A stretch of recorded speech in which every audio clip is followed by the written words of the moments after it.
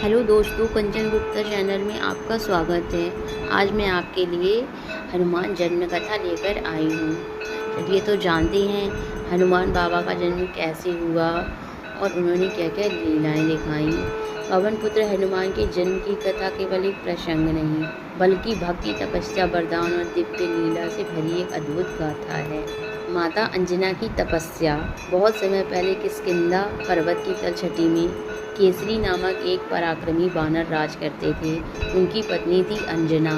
वे पहले स्वर्ग की अप्सरा थी, लेकिन एक श्राप के कारण पृथ्वी पर जन्म लेना पड़ा। श्राप यह था, जब तक वे तप करके भगवान शिव की कृपा से दिव्य संतान नहीं पाएंगी, तब तक अप्सरा रूप में वापस नहीं लौट सकेंगी। ना गहरे वन में जाकर तप करने लगी। तपस्विनियों वाला जीवन, साधारण भोजन, मौन और भजन। वे प्रतिदिन भगवान शिव का स्मरण करती। हे महादेव, मुझे ऐसा पुत्र दीजिए जो आपके समान तेजस्वी और शक्तिशाली हो। उनकी तपस्या बरसों तक चलती रही। भगवान शिव ने उनकी भक्ति स्वीकार की और आश्वासन दिया, तुम्हारा पुत्र मेरा अंश होगा और वह लोकों में पूजनीय होगा। उसी समय अयोध्या में राजा दशरथ बड़े दुखी थे, क्योंकि उनके कोई संतान नहीं थी। उन्होंने गुरु वशिष्ठ की सलाह पर पुत्रादिमेष्टि यज्ञ करवाया। यज्ञ के अंत में अग्निदेव प्रकट हुए और दिव्य खीर का पात्र राजा को दिया। वे बोले, इसे अपनी रानियों में बांट दीजिए, आप पुत्र प्राप्त करेंगे। दशरथ ने वह खीर अपनी तीनों रानियों कौशल्या, सुमित्रा और कैकेयी में विभाजित कर दी। देवताओं की इच्छा हुई कि वही दिव्य ऊर्जा जिसका उद्देश्य राम का जन्म कराना था, उसके अंश से हनुमान का भी जन्म हो। उसी समय देवताओं ने वायुदेव को आदेश दिया, उस दिव्य चरु का एक अंश अंजना तक पहुंचाया जाए। वायुदेव ने अपनी अदृश्य गति से खीर का एक अंश अंजना के हाथ में पहुंचा दिया। कुछ कथाओं के अनुसार वह चरु उसके तप के दौरान हाथ में आ गिरा। वह समझ गई कि यह भगवान की ओर से आया वरदान है। अंजना ने उस प्रसाद को श्रद्धा से ग्रहण किया। उसी तीर्थ क्षेत्र में उनके पति केसरी भी तप कर रहे थे। कुछ समय बाद एक शुक्ल पक्ष की चतुर्दशी तिथि पर सुबह के समय उनके गर्भ से एक तेजस्वी बालक का जन्म हुआ। उसका शरीर सुनहरे रंग का था, मुख पर तेज, आँखों में दिव्यता और शरीर पर दिव्य आभा थी।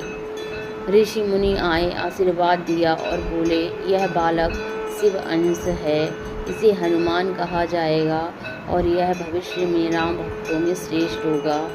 हनुमान जी की बाल्यावस्था की जो अद्भुत घटनाएं थीं, उनके बारे में जान लेते हैं। हनुमान जन्म से ही अत्यंत चंचल और बलवान थे। एक दिन उन्होंने उगते सूर्य को लाल फल समझकर आसमान में छलांग लगा दी। वे सूर्य को पकड़ने ही वाले थे कि इंद्रदेव ने वज्र से प्रहार किया। इससे उनकी ठोड़ी में चोट लगी और तभी वे हनुमान कहलाए। इंद्र को अपनी भूल समझ आई। उन्होंने और अन्य देवताओं ने मिलकर उन्हें कई वरदान दिए।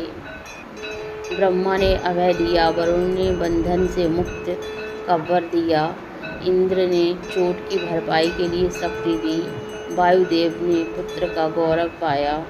जब इंद्र ने चोट पहुंचाई थी, तब वायुदेव रुष्ट हो गए थे और उन्होंने समस्त संसार से प्राण वायु खींच ली थी। सभी देव भयभीत होकर क्षमा मांगने आए और तब बालक हनुमान को वरदानों से विभूषित कर शांत कराया। बाल हनुमान को शिक्षा के लिए महर्षि मातंग, महर्षि गौतम और सूर्यदेव के पास ले जाया गया। सूर्यदेव ने उन्हें वेद, व्याकरण, वेदांत, ज्योतिष, शास्त्र और नीतियों का ज्ञान दिया। एक कथा के अनुसार उन्होंने सूर्यदेव से शिक्षा लेने के लिए उनकी परिक्रमा करते करते ज्ञान सीखा।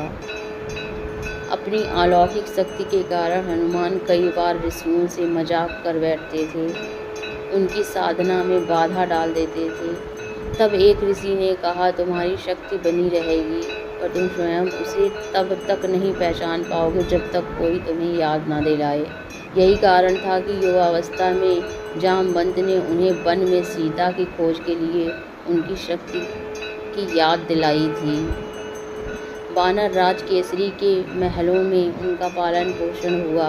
मित्रों में सुग्रीव, नल, नील, जामवंत जैसे योद्धा थे। वे न्यायप्रिय, विद्वान और पराक्रमी होते गए। ब्रह्मास्त्र से अजय, इंद्र के वज्र से अटल, सूर्य के तेज से तेजस्वी, विष से अछूते हैं हनुमान जी। देवताओं को पहले से ज्ञात था कि त्रेता युग में भगवान राम विष्णु अवतार में धरती पर आएंगे। तब रावण जैसे राक्षसों का वध करना होगा, पाताल और स्वर्ग में संदेश ले जाना होगा, समुद्र लांघना होगा। इन सब कामों के लिए एक ऐसा अवतार चाहिए था जो वायु की गति, शिव का बल और देवताओं का आशीर्वाद लिए हो। यही थे हनुमान। अंजना का श्राप समाप्त हो गया और वे पुनः अप्सरा रूप में स्वर्ग लौट गईं। जाते समय उन्होंने हनुमान को आशीर्वाद दिया, जब जब कोई तुम्हें पुकारेगा तुम उसकी रक्षा करोगे। केसरी ने उन्हें वानरों का युवराज घोषित किया और उन्हें धर्म, नीति और सहायक कार्यों के लिए तैयार किया।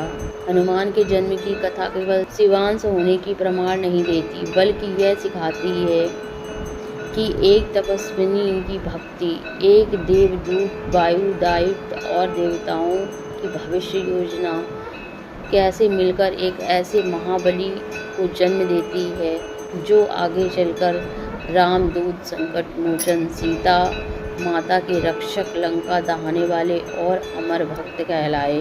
उनका जन्मदिन चैत्र पूर्णिमा या कुछ परंपराओं में कार्तिक कृष्ण चतुर्दशी माना जाता है।